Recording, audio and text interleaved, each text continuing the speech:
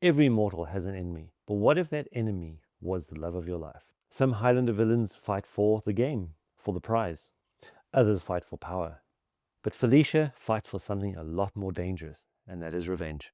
She manipulated Duncan MacLeod, she seduced Richie Ryan, murdered innocent people without remorse, and spent over a century tormenting the one man who dared to leave. Today, we're breaking down the tragic and deadly relationship between Felicia Martins and Claude Devereaux. It's a story of love, betrayal, and obsession, and one of Highlander's most ruthless female villains. Let's dive in. I'm Duncan MacLeod of the Clan MacLeod, born 400 years ago in the...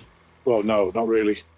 That was a TV show called Highlander. So, just listen to Rockin' at the Movies with me, Adrian Paul, and Shane comley-White, and you'll learn some interesting facts. Hello and welcome everybody, my name is Shane comley-White and you're with me at Rocking at the Movies, and today we're going to be breaking down the villain or the villains within Highlander Episode 5, Freefall.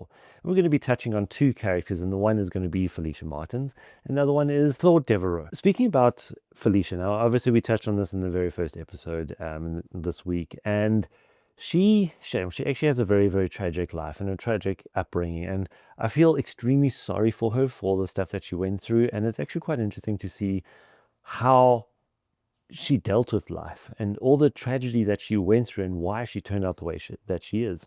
So you kind of feel sorry for her and a little bit of sympathy, and I can't say empathy because I haven't gone through all of this, but it's quite interesting to see how and what she is. Felicia was born in France in 1693. She was a prostitute, and on her way back home to Orleans, she was attacked by highwaymen. And at that particular moment, she was raped by him and ultimately murdered. And that is what sparked her immortality after her very first tragic death. Now, like every single immortal that had their tragic death and wakes up after knowing what has happened to them, they can't figure out, especially back then, what has happened. Why are they still alive? Is this evil? Is this demonic? Are they going through something that's unnatural? And yeah, it must have been quite scary. And you feel out of place, you feel lost, you feel scared and fear of what's happened. But you've got all these memories of what actually did happen to cause you to get to this particular moment. Fortunately or unfortunately, she was discovered by another immortal who, his name was Pierre Bedard, and he became her mentor. He trained her how to fight. He taught her the rules of the game, and he brought her up in this immortal world to survive as best as possible.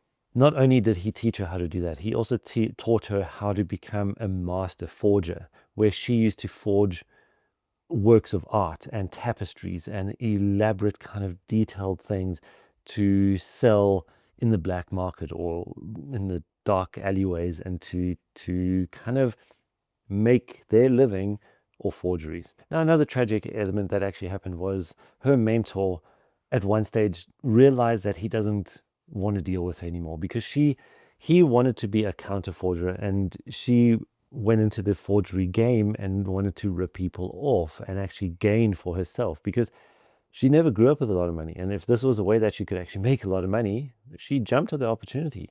So he kind of let go of her and he didn't want to deal with her anymore.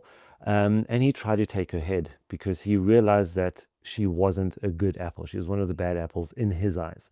And so she defended herself. And by defending herself, she killed her own teacher, which is someone that she learned to love more than just a friend, more than one of her clients that she had when she was a prostitute. And she claimed his quickening. And because of that, she was then on her own to defend on her own again, back on the streets doing what she needed to do. So it was a little bit of a tragic life that she had, and who she became and how she continued with that life. Felicia wasn't just a strong villain that could yield a sword and chop someone's head off at the quick fight and end the fight very quickly. She actually had a whole range of different weapons that she used to manipulate people, and one of them was her manipulation. And she was very intelligent, and she knew how to read people. So she was able to identify what can work and what she can gain out of every interaction that she had with anyone that she came across. And that was one of her very, very important tools that she would actually fight with. Not only the sword, it was her manipulation. She was very seductive, and she would seduce people to kind of overlook her strength and what she was trying to do and what she was trying to achieve, and make people fall in love with her. And that's exactly what happened with Richie. She deceived him and seduced Richie in such a way that Richie was blinded by love in his eyes, and she got what she wanted out of him. Rather than charging into battle, she would soften them up. She would use a lot of psychological warfare against all of her opponents and soften them to a point where she can take their heads without actually having to fight them one-on-one, stand in combat, and sword clanging against sword, and the typical fight that we would actually see and we'll come to see with a lot of the sword fights in this entire series. She would find her moment where the person is off guard, and that's where she would actually be able to win the fight. So she wasn't the best fighter, but she was a very skilled manipulator. And this is where in the 1800s, she came across another immortal that she fell totally head over heels with and fell in love with. And this was one of the very first times that she actually loved an individual. And this was Claude Devereux. Claude is everything that Felicia admired and she loved. He was intelligent. He was talented. He was an exceptional sword fighter. And their relationship sparked from those moments that they met and lasted for many, many years. But Claude, unfortunately, wanted something that Felicia didn't want and what Felicia couldn't give. And this is where it comes into a completely different new element of the law of the immortals. And Claude wanted a family. He wanted a child. Obviously, back then, he didn't understand that he couldn't have children because immortals can't have kids. No immortal can. And so he went to look for a family that could, or already had a child. He could actually become the father of this particular child as well. In 1873, Claude fell in love with a mortal, and he left, and he had to leave Felicia. So he broke up with her, and that's where the revenge streak actually started happening from Felicia. She felt devastated. She had to try deal with this new moment of being alone again in her life, and it brings her all the way back to everything else that happened. So her past kind of caught up with her and took over again.